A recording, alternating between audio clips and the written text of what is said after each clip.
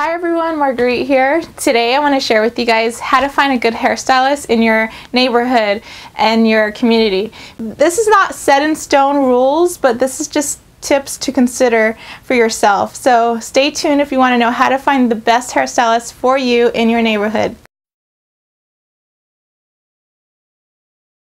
Okay, so tip number one is look for the busiest salon, not necessarily the most expensive. So you want to look at the busiest hair salon, and this is very important. This means that there's people coming in and they're getting more and more clients.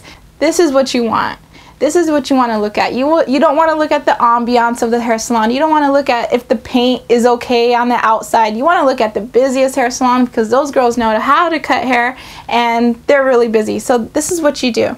If they go by appointments, then you want to call to make an appointment. If they do only walk-ins only and you can't make an appointment, you call that salon and you say, when's your least busiest time that you have clients so that I could come in during the least busiest time? And they will definitely tell you. A lot of people have this myth in their head where if they go to the most expensive salon in town or even go across a couple towns to the most expensive place in their area, that they're gonna get this fabulous hairstyle and hair color and all this stuff, and they're gonna look like the girls in the magazines, and the girl down the street isn't gonna make my hair look like that because she's just down the street.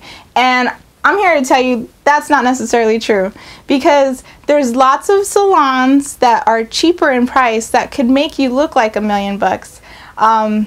I'm one of them, because I used to work in an inexpensive salon and I also worked in a higher end salon. So another reason to consider, the neighborhood salon down the street that isn't high end is because they might be really good at what they do, but they're loyal and they love their customers, because customers become like our family. We hear you guys' problems. We're like the cheap therapists, so we love you guys and we don't want to leave our clients.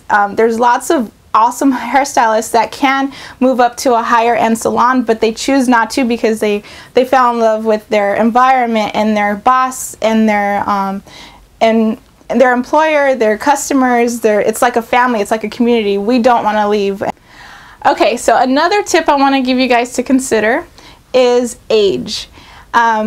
This is another thing that people look at when they walk into a hair salon. They go, oh, I want the girl that's really old because she has so much experience in cutting hair, and so they want the oldest lady in the salon.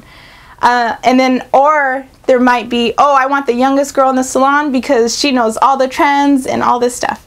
And so that is just not the way to think. And just because she's old doesn't mean she has a lot of experience. It could be her second or first day cutting hair. And the younger girl, she could have been licensed for 10 years.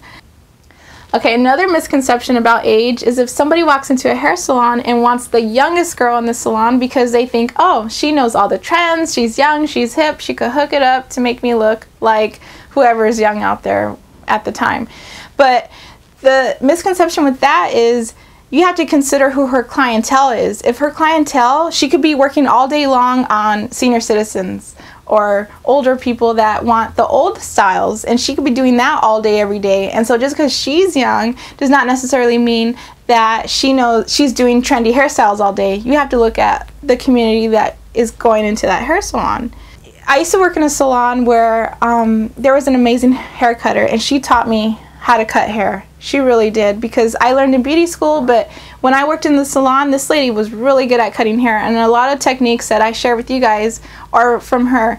And let me tell you something, but a lot of people didn't like her personality. She was really rude and gossipy and stuff like that, and a lot of people didn't like her, but she cut hair really, really good. And so that's another thing to consider, is just because you might not fall in love with her personality, don't think she can't cut your hair really good.